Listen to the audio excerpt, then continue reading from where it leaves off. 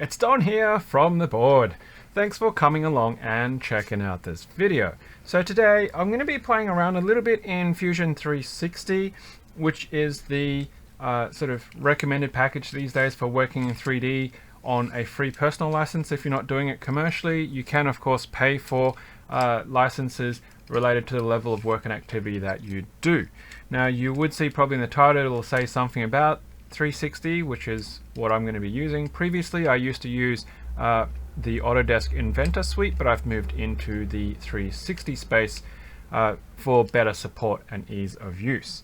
Now what I'm going to be doing today is pretty straightforward, pretty simple. If you're experienced and an advanced 360 user, I wouldn't even recommend watching this video.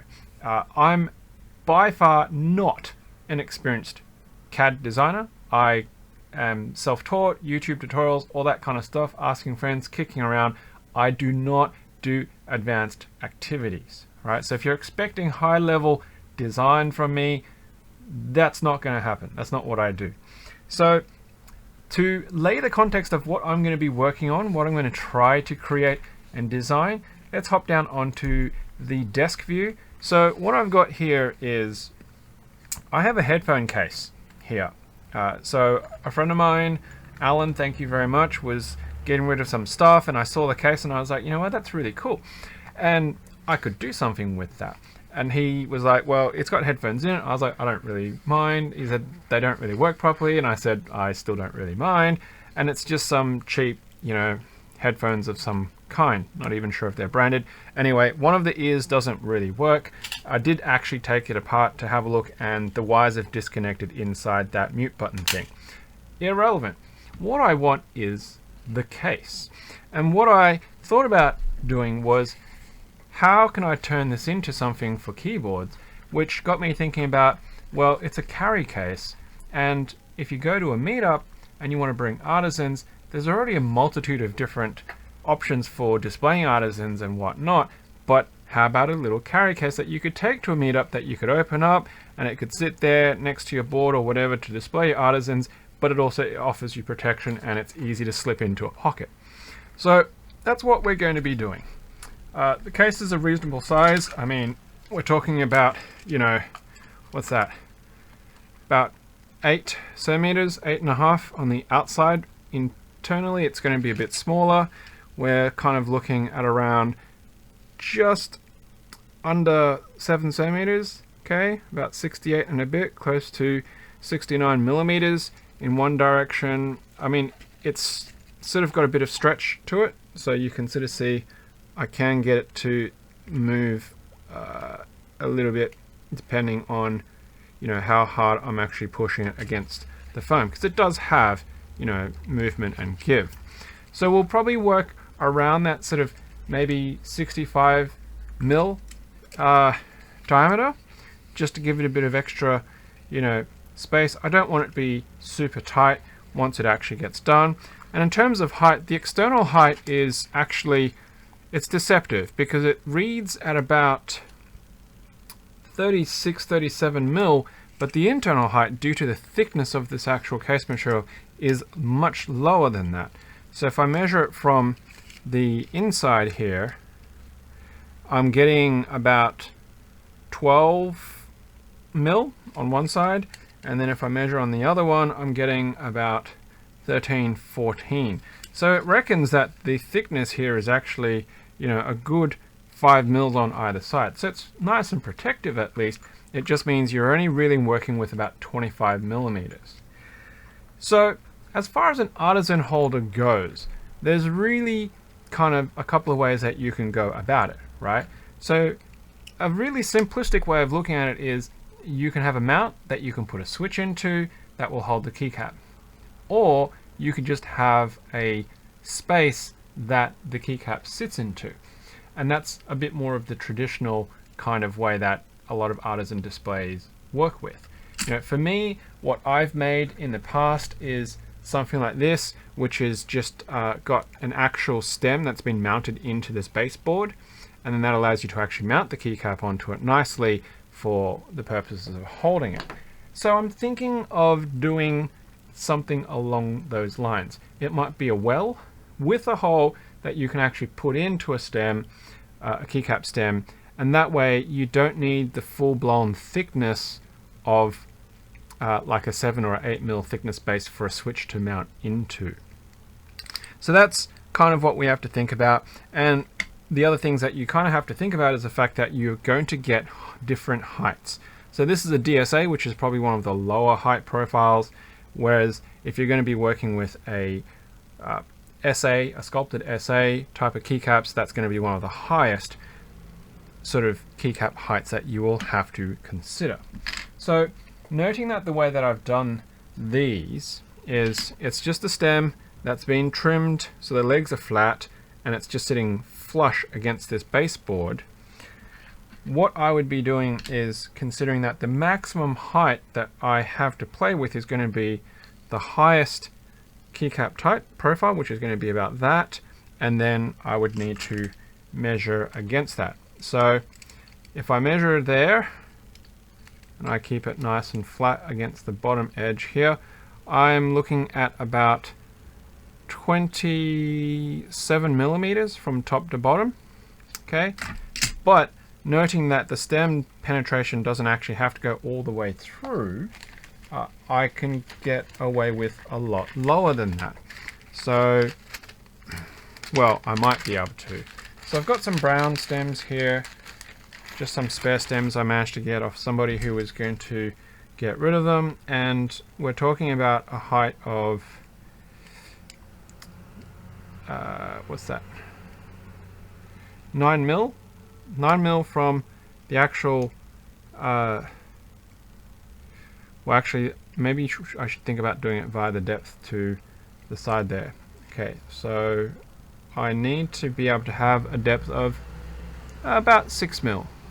Okay, so 6 mil will cover that. So 6 plus, what's that, 26 mil.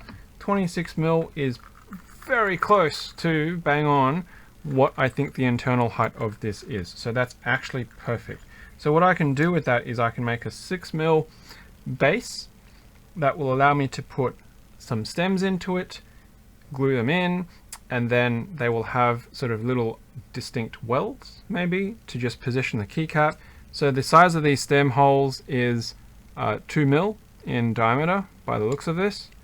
Okay, so we'll work around that 2 mil for the hole, and we know that the actual width, the standard sort of center to center that we like to see is a 19.05, which will include gap spacing, because you'll see that's 18 mil. So if we give it 19.5 between centers, then there'll be a little bit of a gap in between.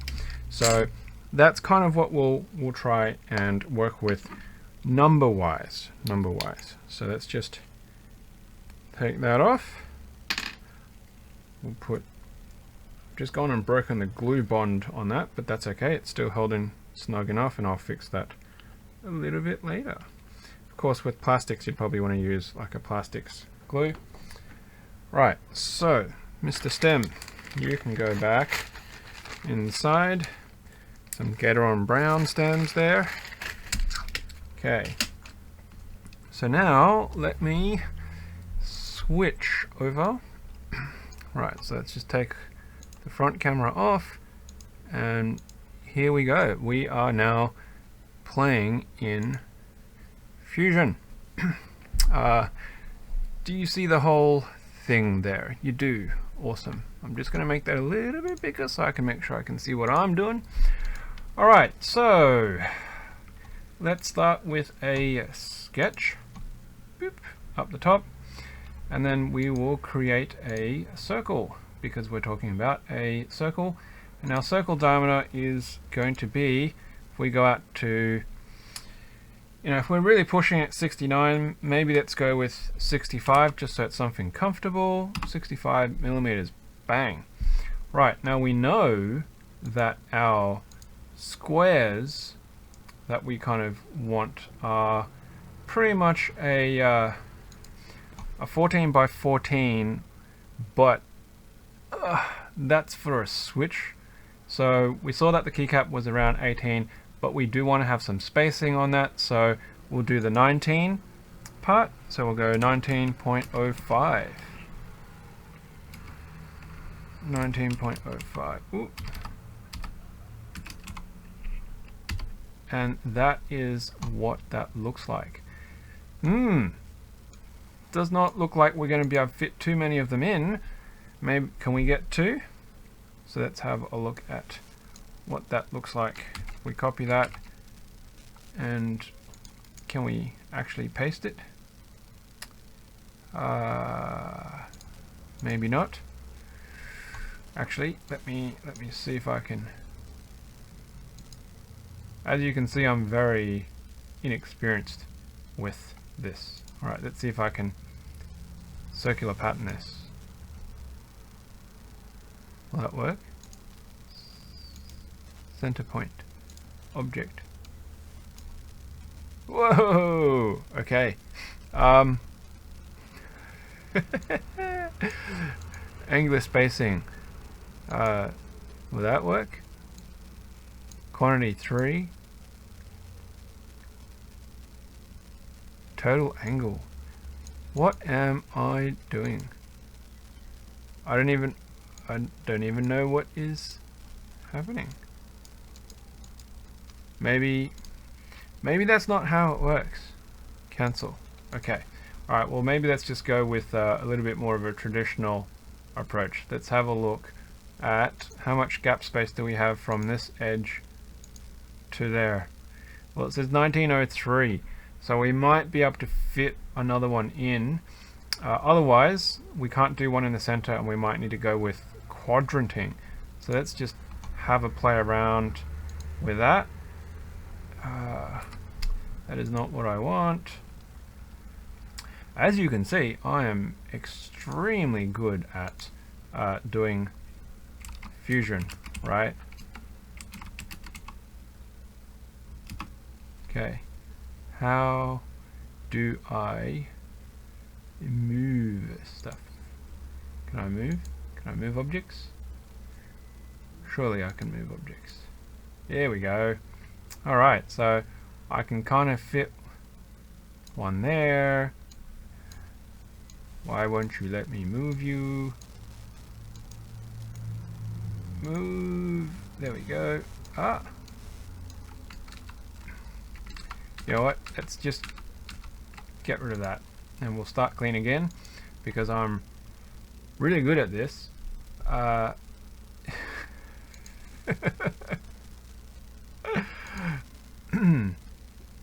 Okay, 19.05, 19.05, and how's that look? We'll create another sketch. Actually, you know, the mistake that I'm making right now is I'm not even extruding this. So I kind of need to do the whole thing first before I start cutting holes, hey. So let's get rid of that. Let's go to the surface. We will extrude that by, we said 6 millimeters. Did that work? No, that did not work. Let's go back to the sketch. Hello? Okay, we're in the sketch, and there we go. We'll go with 6 millimeters. Aha! Now we have a surface. Right, so now we can create a sketch. There we go. And, well, we kind of need to know just where our centers are going to be, and then that way we can do something about that. So let's do our center 19.0, 0.05, 19.05, and we can drag that over. Okay, now we can create another one. Actually, what's the distance to the center? Let's go with a point there. Let's inspect from the center point to that point. We're talking 15.99. Alright, so maybe let's just help ourselves with a circle. That is 15.9. Wait. And then we can use that to draw. Hey, smart, right? I'm sure there are people who are going to be watching this and they're going to be screaming internally at like, no, the way that you're supposed to do this is like this. Well, I'm sorry. That's just how my brain works. You gotta have fun, right? Gotta have fun. Okay, so we're gonna go to the center here, and it'll contact there, and we can go 19.05, 19.0, what? 19.05. Okay, so what do we want now is we want to get rid of that circle, goodbye circle, and then we can extrude the outside. We can extrude the outside of this up, because the keycaps should sit inside each one of these four wells really, really neatly. So we're going to extrude that up, and I guess the depth of this case, it's actually kind of asymmetric almost, but I think one side was actually slightly deeper and it was sitting around, what, maybe 12 mil, 13 mil. So let's go with 12 mil, so that should be plenty. And then look at that. Look at that, beautiful. And then what we're going to do now is we're going to create a sketch in that plane, and we're just going to do a circle. So there's the midline, there's the midline. Hey,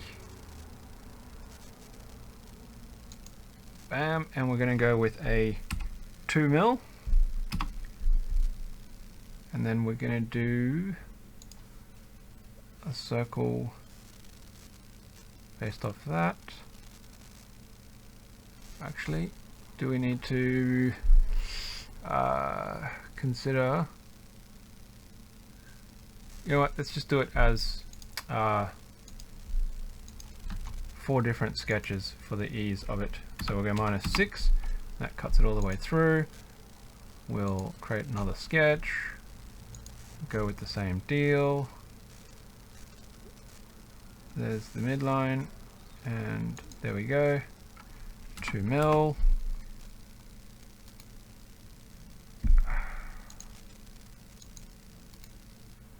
Wait.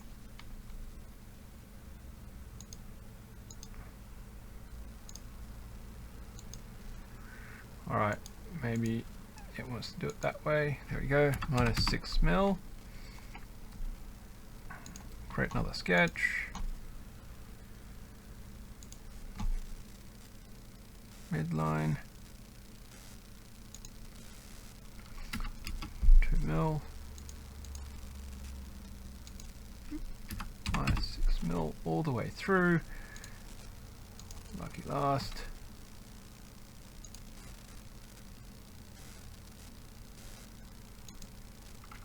$2 mil. Solid. In the middle, -6. And there you go. There is my little artisan holder.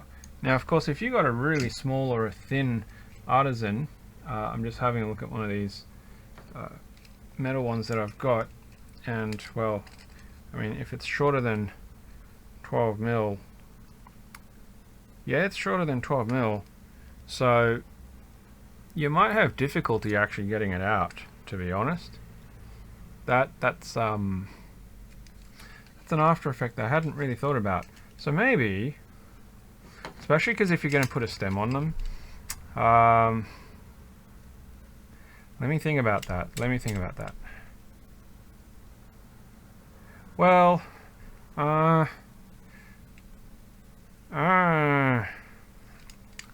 okay, I guess the design here is that if you're going to be using a well, you don't need to have the stems. But if you're going to have the stems, then you're going to have a hard time potentially getting them out. Unless you put the stems in and then you insert it, but then you can use something to basically push out the stems from the back if you want to get these artisans out. Or if you're not even going to glue them, you're just clipping the stems, you can just use them to drop in and it'll just help hold it. Which I guess kind of works, maybe. I suppose you can just have something like at the back here for, like, say, you know, a paper clip or something like that, just like a little cavity, and then that would allow you to keep a little tool there to help you push them out, which maybe not, I don't know. So that's actually at least a pretty straightforward little 4 artisan holder kind of case. You know, we can make it pretty, we can make it rounded, I guess. You can take the edge there and you could sort of fillet it or something like that, right? Maybe. What do we got going on here? There we go. Is it going to let us do anything? Surface. No, I don't want a surface. What is happening here? Okay. Normally if you do something like this, it'll give you a something or other that will allow you to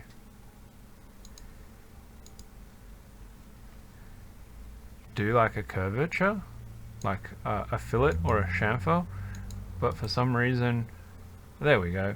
Alright, so let's just do a fillet and we'll do, like, I don't know, a 2mm fillet just to give it a nice rounding on that.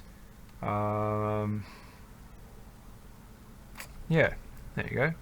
Just something really simple, really gentle, and there you go.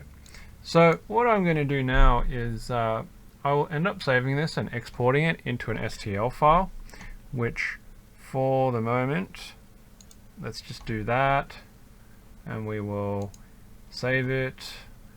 I will probably need to create a new project for it, and we will call it an artisan case. Okay, and we'll call it 4x4 v1, and we'll stick it into the artisan case. We will save it. Okay, so it's now saved. Alright. Okay, and what we do here is we will export it. And we'll export it into an Stl file just onto my desktop. Will be nice and simple, and export. So now we just wait, because it will do it via the interwebs.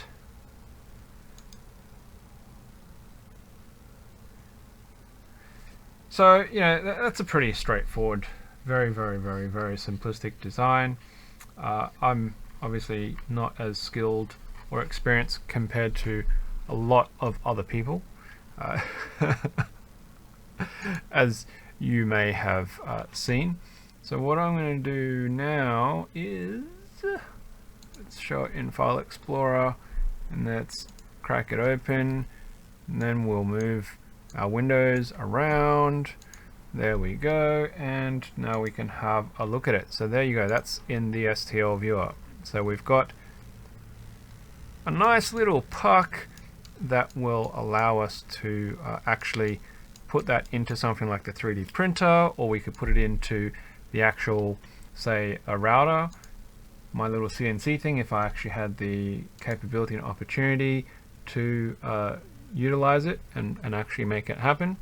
So here's my MakerBot, but I'm not going to print it right now because my printer's kind of got a bunch of stuff in front of it. So let's just get a preview of potentially how long it would take to print this Alright, so back we go. Okay, so there's the MakerBot there. Let's have a look at the settings. We don't need anything super crazy in it. We'll do 10% infill, 30mm, nice and rough, because it's just going inside a case, nothing too crazy. And the preview says it'll take about 1 hour and 7 minutes for it to print. So it's not too bad, to be honest, for what it is. I don't see the holes there, but I hope that the holes would be there. It's got a raft in it as well, just to help it come off. And it would use about 21 grams of the actual print. About 5 grams for the raft, if I was to use one. So that is just a really simplistic way of getting in and kicking around and basically creating a flat sketch and then raising it up with the extrude function in 360, and then cutting holes into it for where the keycaps go and also the stems, exporting it, and then being able to put it through something like the slicer or whatever it is that you may have associated with a particular 3D printer, and then away you go, manufacture it and see how it turns out. So I've already got the file now. It's just a matter of when I have an opportunity to actually boot up the printer and print it, then we'll see if it gets appended to the end of this video, and we can see what it looks like inside this headphone case and how well or not well my modeling goes with the idea. So that's it. Thank you very much for checking out this video. If you want me to try and do some more silly, very basic, rudimentary, unskilled Fusion 360 designs for keyboard related shenanigans, then of course please let me know in the comments below. If you're new to the channel and you like this kind of stuff, I would love it if you would hit that subscribe button. And if you are subscribed and you haven't hit that bell notification button, well, that'll just let you know whenever a new video comes out. Thank you very much for checking out this video, and of course, as usual, until next time, happy clacking. Alright, so we're back from 3D printing the actual insert for this little audio case. The print took about what we were expecting from the print time. I actually completely forgot what that was off the top of my head, but nothing went wrong with it as such during the print process.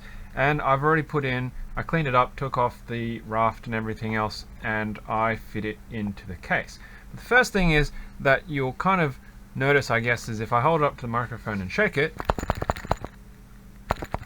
you'll hear that it actually is rattling and bouncing around. So in terms of measurements for height, it's actually probably a little bit on the short side. The second thing that you might notice is, as it displayed, there is actually no hole for the stem. So that was a little bit disappointing, because the model that we drew had the holes, but for some reason loading it into the MakerBot software and the way that it represented that, the holes didn't appear. We saw that in the actual slicer and how it looked like it was going to print, and it actually printed as what we saw. Now that's okay. For what it is, it's not an issue, not really a major issue, and if I wanted to, I could measure and mark and then drill out the middle with just a hand drill or something like that, and then I can still stick in the stem. So for example, I've got a whole bunch of brown stems there that I managed to get really cheap. Somebody was getting rid of them. So there it is, there's the 4, and it's got a good height on it, and it does sit inside. It's a little bit loose, but relative to measurements, it's better that it's loose than it's too tight. Now it does sit up to that zip height that we were kind of measuring against, and one side is deeper than the other that we were talking about, because this side is actually not as deep. But what that does mean is, because it doesn't really protrude very much, it moves a lot inside. It bounces around a lot.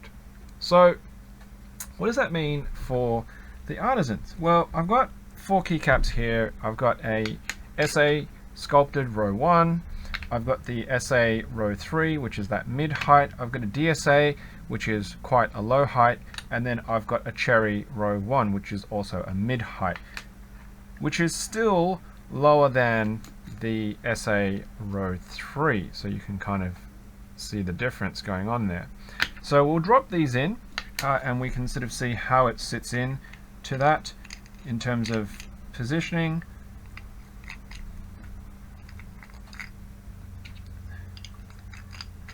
So our measured height there, you can see that the SA sculpted row 1 is way over, whereas the DSA and the cherry row 1 sit within the well okay.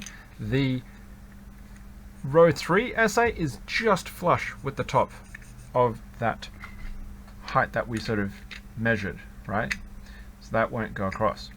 But what does that mean? Well, if we close this up and we give it a bit of a shake up, my poor Rama cap there, and then we open it up, well, the DSA has managed to flip around entirely. Which says to me that it's probably worthwhile drilling the hole and putting in that stem, and that way you're not going to get these issues. Now thankfully, look, this is ABS plastic. There's not really any major sharp edges on it. Like, there are hard edges from the printing, and you could sand it down and smooth it if you wanted to, but it's not going to probably cause too much scratching, at least on the keycaps. On this poor Rama cap, you know, I've just given it a light shake and whatnot. I don't think there's any damage. No, not really. Nothing noticeable, and it's just going to go back onto my little magnet holder, which is in one of my previous videos. So what does that mean for this? Well, look, proof of concept, it's really simple. It works, it holds. What I probably would want to do is maybe use some double-sided adhesive tape and then stick like a piece of foam on the top.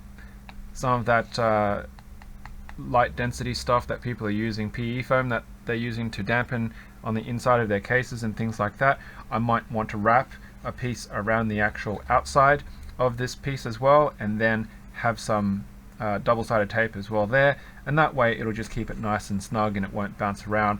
And having that foam on top will just reduce the amount of travel and bounce of the keycaps. So once, you know, if I use something like my pin vise that I've got here, my pin drill thing, and I drill out a hole, I can glue in these stems, and that will also help with that process. So there you go, that's the conclusion of just sketching up something really simple in Fusion 360, making that happen in print. In terms of dimensions and fit, you know, like, that's really nice. That's quite comfortable there. It's not super tight, it's not wearing and grating on it. I guess the only challenge there is if you do put that stem in, you're not going to have an easy time getting it out, so you might need to actually, you know, push the stem out from the back somehow, or as what I was saying, just put the foam and therefore not worry about having your keycaps stuck in the holder. Yeah, so if you have little containers, leftover containers from things like this, you know, you could be using, I don't know, like mint tins and things like that, right? You've seen where people build Raspberry Pis and that use the tin that, like, breath mints and stuff like that come in. You can convert that into an artisan holder, you know, or for example, you know, I have this little tin here from Dusty Caps, right? You know, print and insert into that, and voila, you've got a Dusty Caps artisan holder for your Dusty Caps. Or if you've got, say, the jelly keys, they've got those wooden cases, right? And with the foam insert, it only holds one. Well, you could replace that with something like this, and it might hold 2, 3, 4, depending on the actual size of that case.